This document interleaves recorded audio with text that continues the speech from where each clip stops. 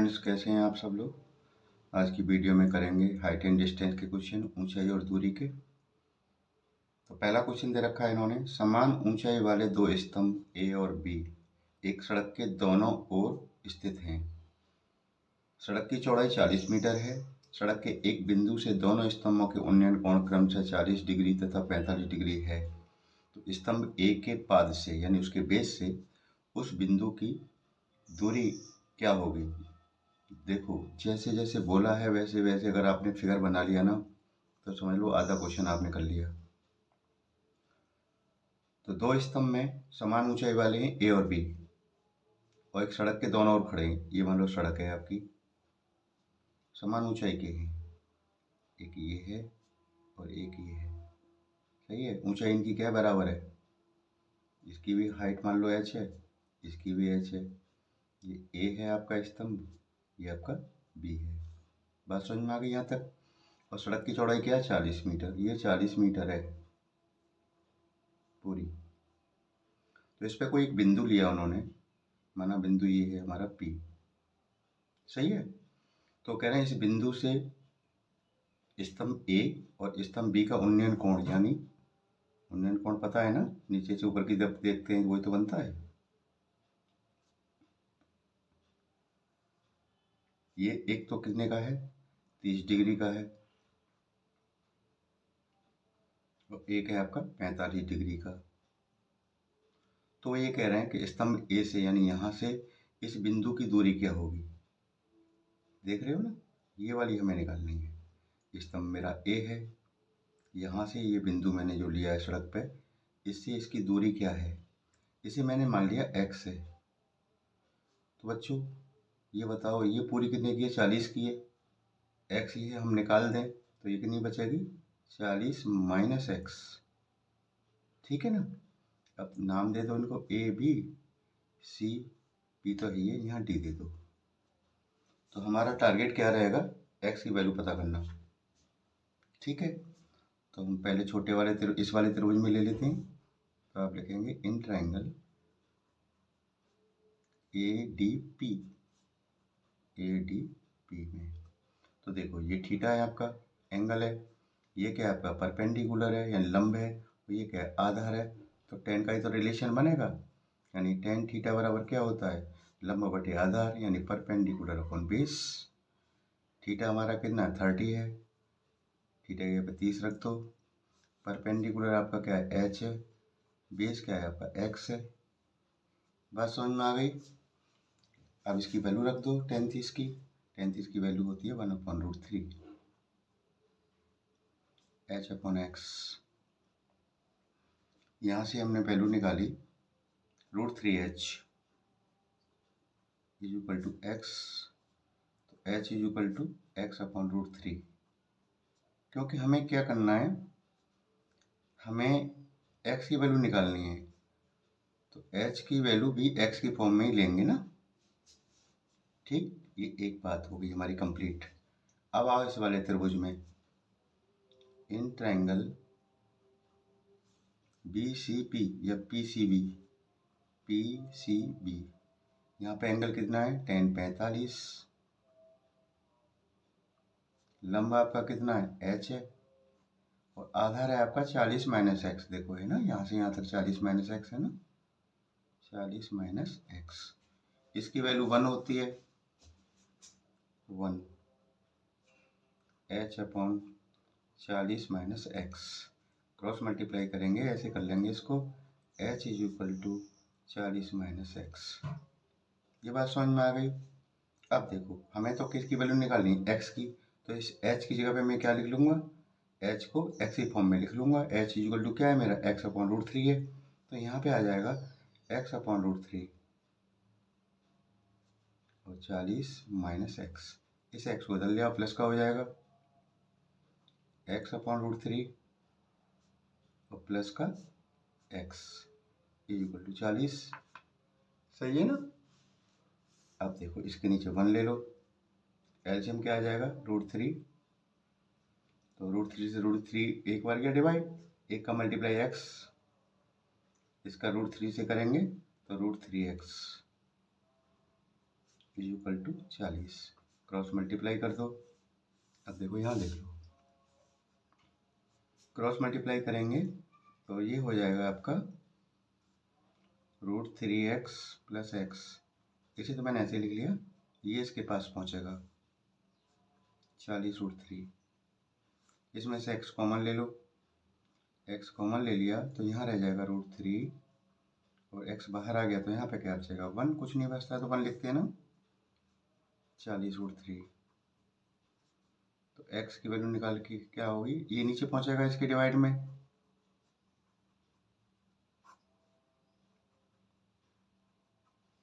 बोलो यहाँ तक कोई दिक्कत हो तो बताओ, मैं दोबारा बता देता हूँ, ठीक है ना। अब क्या करते हैं, इसका रेशनलाइजिंग कर दो, परमेयीकरण। परमेयीकरण का मतलब होता है नीचे जो दे रखा है ना उसके अपोजिट साइन का मल्टीप्लाई ऊपर नीचे कर देते हैं। उल्टा निशान, या प्लस का है तो माइनस का ले लेंगे, या माइनस का ले लिया। जो ऊपर मल्टीप्लाई वही नीचे करते हैं, ठीक है ना। तो देखो ऊपर वाले को तो ऐसे ही लिखो, अभी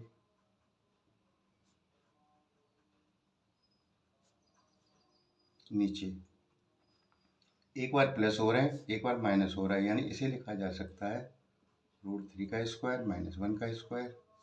सही है ना। ऊपर देखो इसको, इसे ऐसे रखो।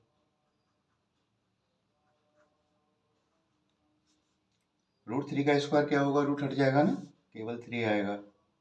और 1 का स्क्वायर तो 1 होता है, 3 में से 1 गया 2, 2 से कैंसिल कर दो 40 को 20 बार, यानी x की वैल्यू आ गई 20√3 √3 - 1। बुक में ऑप्शन में ये आंसर दे रखा है।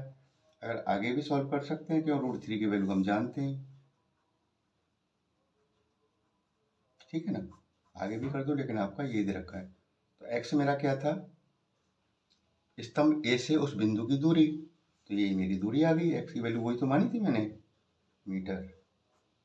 ये इसका आंसर आ गया, ठीक है ना। आगे देखिएगा, सेकंड क्वेश्चन में दे रखा है एक अधूरी मीनार के आधार से 78 मीटर की दूरी पर किसी बिंदु से मीनार का उन्नयन कोण। एक मीनार है, अधूरी, अभी बनी नहीं है पूरी, इतनी बन गई है। इसका आधार से 78 मीटर की दूरी पर, यहाँ से 78 मीटर चले, ये 78 मीटर की दूरी है, ठीक है ना। कोई बिंदु है, यहाँ से मीनार का उन्नयन कोण 30 है, ये क्या है 30 डिग्री है। अब वो कह रहे हैं मीनार को और कितना ऊंचा बनाया जाए कि शिखर का उन्नयन कोण 60 हो जाए, यानी इसे कह रहे हैं इतना कितना ऊंचा और बनाऊं कि ये यहाँ से इसी बिंदु से इसका उन्नयन कोण कितना हो जाए, 60 हो जाए, ठीक है ना। यानी ये वाला एंगल कितना हो जाएगा, अब कह रहे हैं 60 का हो जाए, इतना ऊंचा बनाओ इसको, ठीक है। तो कितना ऊंचा बनाए, यानी ये मुझे निकालनी हाइट, कितनी ऊंची बनाई है मैंने, अधूरी थी ना, यानी यहाँ से यहाँ तक का ऊंचाई हमें निकालनी है। बात समझ में आ गई। अब देखो, अब इसको हम मान लें, इसको कुछ ले लो, x मान लो, कोई वेरिएबल मान लिया करो, कोई दिक्कत नहीं है। अब नामकरण कर दो इसका, a b c और ये पॉइंट d, ठीक। अब इस छोटे वाले ट्रायंगल में ले लो, आप लिखोगे इन ट्रायंगल, कौन सा ट्रायंगल लिया है मैंने, BCD। तो देखो एंगल मेरा कितना 30 है, लंब मेरा क्या x है, आधार मेरा 78 है, तो tan 30 लंब x आधार 78, इसकी वैल्यू मुझे पता है tan 30 की 1/√3, इन्हें आप याद कर लेना, क्रॉस मल्टीप्लाई करो, √3 x = 78, देन x = 78/√3, ठीक है। यहाँ तक कोई दिक्कत तो नहीं होगी। एक बात मेरी खत्म हो गई यहाँ पे। अब लूंगा ट्रायंगल कौन सा, ABC, लिखेंगे इन ट्रायंगल ABC। ABC में मेरा एंगल कितने का है, 60 का है, यानी tan 60, और लंब मेरा कहाँ से कहाँ तक है, A से लेके B तक है, तो ये तो x है और ये क्या है h है, तो पूरा क्या हो जाएगा एच प्लस एक्स, आधार तो वही है 78, इसकी वैल्यू √3 होती है। H plus x upon 78 cross multiply करो तो h plus x is equal to 78√3। ठीक है, अब हमें क्या निकालना है, एच निकालना है ना। देखो एच ही तो निकालना है, तो यहाँ एच निकालना है तो एक्स को हटाना पड़ेगा, और एच की जगह पे क्या लिख सकता हूँ, देखो ये लिख सकता हूँ, एक्स इज इक्वल टू क्या है 78/√3। तो एच ये आया है हमारा, एक्स की जगह पे लिख दिया मैंने 78/√3 इज इक्वल टू 78√3। इसे इधर ले आऊँगा, माइनस का हो जाएगा ना, तो h is equal to 78√3 minus 78/√3। सही है ना, बस कैलकुलेशन करते रहना है। इसके नीचे 1 ले लो, √3 एलसीएम, √1 से √3 बाहर गया, √3 का √3 से 3 जाएगा ना, 3 हो गया, रूट हट गया, 3 का गुणा कर दो इससे। ठीक है, तो ये हो जाएगा 3 अट्ठे 24, 3 और 2, ठीक है ना, 3 अट्ठे 24, 2 3 सत्ते 21 तो 23, सही है। माइनस √3 का √3 से गया, एक बार एक का मल्टीप्लाई करेंगे 78 ही रहेगा। अब इसमें से फिर माइनस कर देंगे, सही है ना। आप देखना ध्यान से, और तो नहीं कोई चीज रहेगी इसमें, देख लेना ध्यान से, फिर बाद में कहोगे सब क्या हो गया, ये गलत कैसे हो गया। इसे इधर लाएं, ठीक, देखो इसे मैं इधर लाया, ठीक है ना, और सही है, सही है ना। अब देखो इसमें से माइनस कर दो इसको, 14 में से 8 गए 6, और यहाँ रह गया कितना 12, 12 में 7 गया 5, ये 2/√3। और √3 का ऊपर नीचे मल्टीप्लाई कर दो, इसमें रेशनलाइजिंग कर लो इसका, ठीक है ना, कभी रूट नीचे नहीं रखते।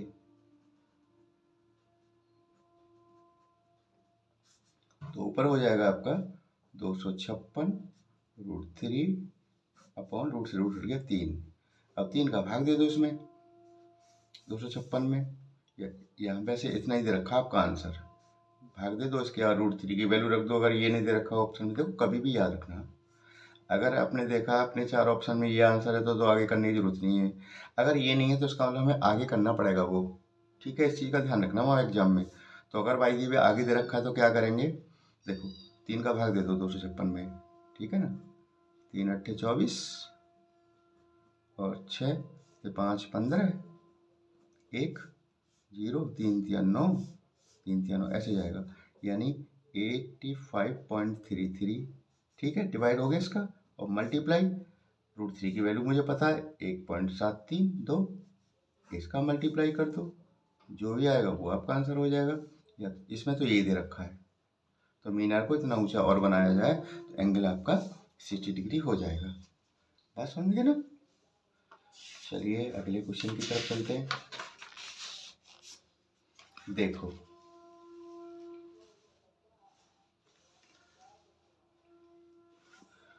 क्वेश्चन नंबर 3 में देखा है कि 1.8 मीटर लंबा एक व्यक्ति मीनार से 30√3 मीटर की दूरी पर खड़ा है। एक मीनार है,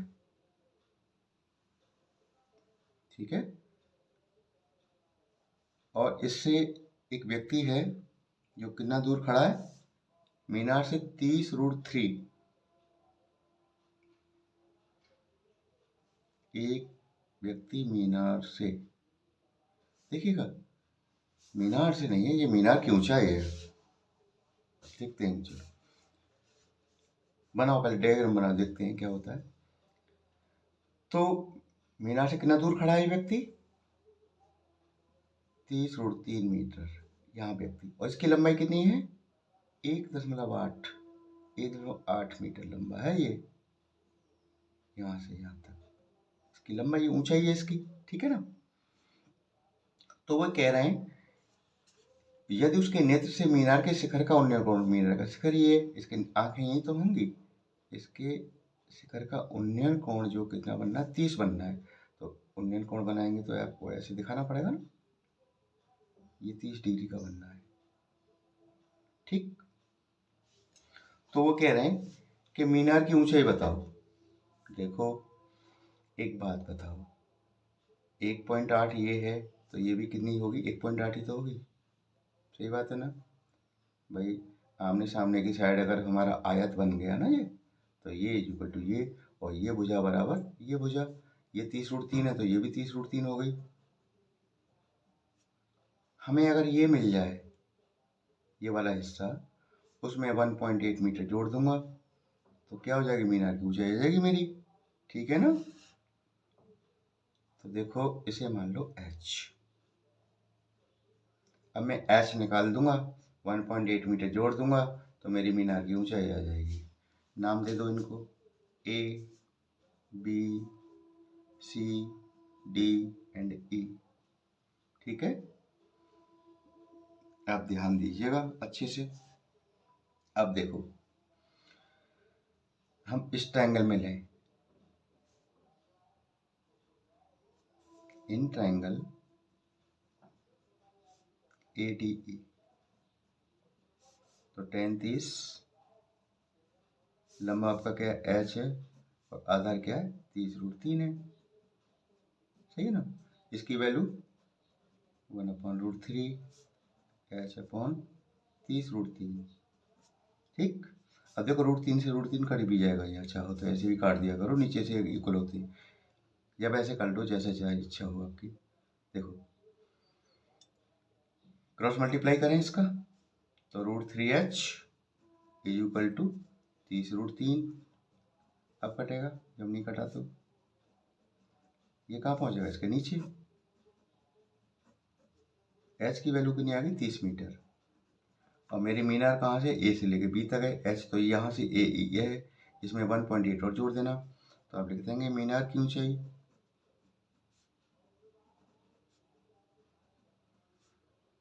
30 + 1.8 कितना हो गया, 31.8 मीटर।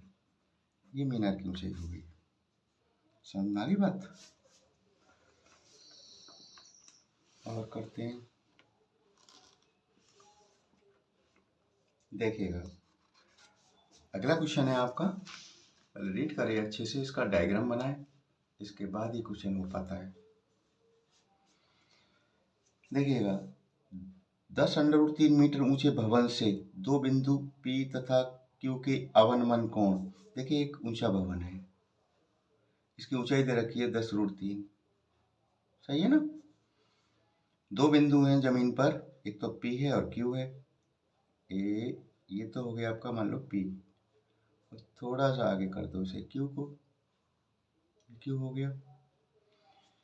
अवनमन कोण का मतलब है ऊपर से नीचे देखा जा रहा है, तो देखो ऊपर से आंखें झुका के देखेगा ना व्यक्ति, तो ये क्षैतिज से बनेगा कोण इस तरह से।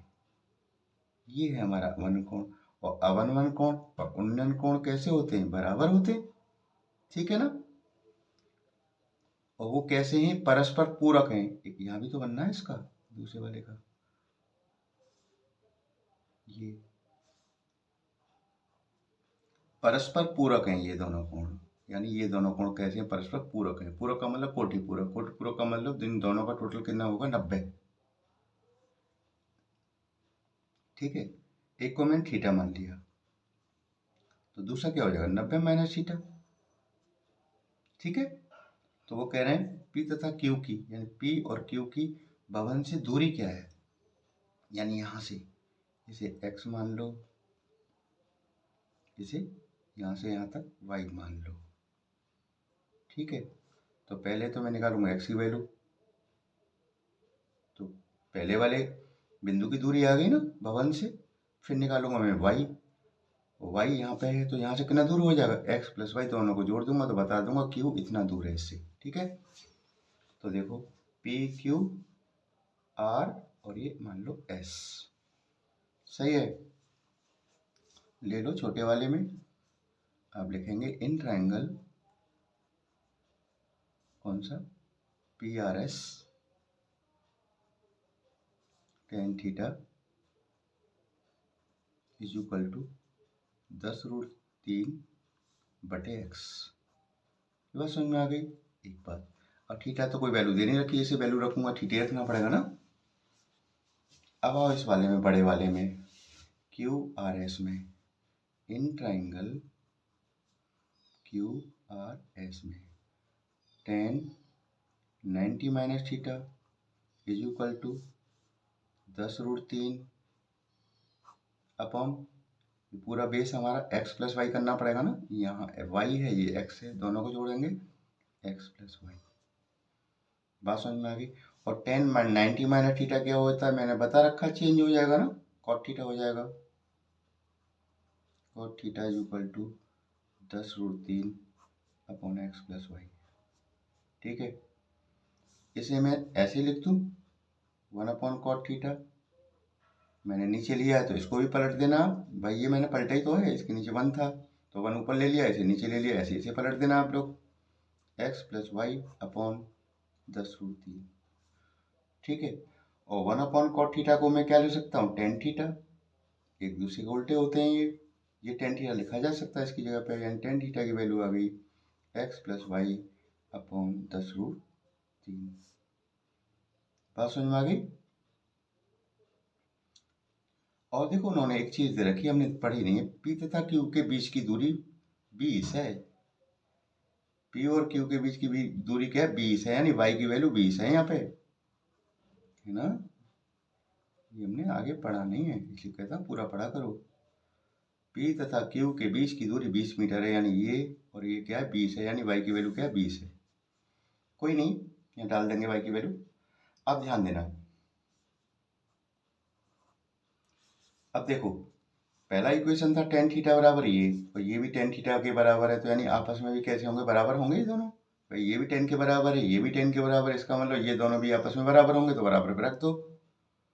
10√3 बटे x is equal to x plus y upon 10√3। ठीक है, अब देखो क्रॉस मल्टीप्लाई करो, तो x का ऐसे करूंगा एक्स स्क्वायर, x का ऐसे करूंगा एक्स वाई, इसका मल्टीप्लाई करूंगा 10 से हो गया 100, 100 या 300। अब y की वैल्यू ले ही लो, y की वैल्यू क्या 20 है ना, यहाँ 20 ले लूंगा ना, एक्स स्क्वायर प्लस 20x और 300 को इधर ले लो, 0। समझ में आ गई। अब देखो ये हमारे क्वाड्रेटिक इक्वेशन बन गई, मिडिल टर्म वाला करना, हमें फैक्टर करने हैं इसके, आपने खूब सारे करे हुए हैं, 300 के टुकड़े ऐसे करना कि 20 आ जाए हमारा, सही है ना। तो देखो 30 गुणा 10 करूंगा तो कितना आएगा, 300 ही तो आएगा, और 30 में से 10 जाएगा, कितना बचेगा 20, वही मुझे रखना है यहाँ पे। तो इसकी जगह पे ये आ जाएंगे 30 और 10, यानी एक्स स्क्वायर प्लस का 30x और माइनस का 10x। देखो 30x में 10x जाएगा, 20x आया नहीं आया, माइनस 300 तो है ही है आपका, कॉमन ले लो, कॉमन कितना आ गया, x आ गया, यहाँ एक x बचेगा, यहाँ 30 बचेगा ना, माइनस 10 कॉमन आएगा इसमें से, 10 कॉमन आएगा, यहाँ x रह गया, जब माइनस का कॉमन आता है अंदर का साइन बदल जाता, ध्यान रखना इस चीज़ को, 10 का भाग देंगे 30 ही बार जाएगा, और दोनों ब्रैकेट सेम आ गए, इनमें से एक ले लो, और जो बाहर बैठे हुए हैं इन्हें एक में ले लो, इज इक्वल टू 0, मामला 0 चल रहा था ना। अब दो ब्रैकेटों का मल्टीप्लाई 0 आ रहा है, तो इनमें से देखो या तो ये 0 रहा होगा ब्रैकेट, या ये 0 के बराबर होगा, ये 0 के बराबर है तो क्या करेंगे, इज इक्वल टू 0 मान ले, तो इज इक्वल टू माइनस का 30, एक्स की वैल्यू माइनस का 30, और दूरी कभी माइनस में नहीं आती है, ठीक है ना। तो ये तो हम मान्य नहीं करेंगे इसको, तो इसको देखो x minus 10 is equal to 0, तो x इज इक्वल टू 10, ये सही है, पॉजिटिव आ रहा है, x की वैल्यू क्या आ गई 10 आ गई। तो वो कह रहे हैं P तथा Q की दूरी, तो देखो हमारे P तो हमारा x माना था ना हमने, देखो देखो देखो भवन हमारा ये, यहाँ से P मेरा कितना माना था x, तो ये तो मेरा 10 आ गया, ठीक है ना, 10 आ गया, ये मेरा 10 आ गया, ठीक है, इसकी दूरी तो हुई 10, और y की वैल्यू तो उन्होंने खुद ही दे रखी है 20 है, तो ये वाला यहाँ से कितना दूर हो गया भवन से, 20 प्लस 10 ये 30 हो गया, ये वाला 30 मीटर दूर है, ये 10 मीटर दूर है, तो आप लिख देंगे दोनों को दूरियाँ 10 मीटर और 30 मीटर। दोनों बिंदुओं की दूरी आ गई हमारी भवन से। समझ में आ गया, उम्मीद करता हूँ आपको, है ना। Thank you.